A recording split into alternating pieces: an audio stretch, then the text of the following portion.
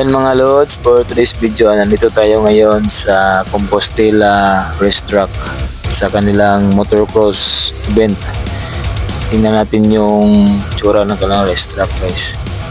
Ang video na ito, guys, na makikita nyo is yung preparation nila para sa kanilang motocross ngayong 31. Tsaka yung nakikita nyo ngayong video, guys, ay isang practice game pa lang, guys. Kasi may isang kalahok dito na mag represent ngayong 31 sa kanilang opening. Nagpa-practice, guys, kaya kinuhaan ko ng video. At abang-abang ngayong 31, guys, sa kanilang opening sa motocross. Please punta kayo, guys, para masaksihan nyo yung kanilang motocross racing. Tsaka shout out sa nag-invite sa akin ngayong 31 na from Butuan. Magpapa-drone shot daw sila. Shout out sa inyo, guys. Kita-kits ngayong 31.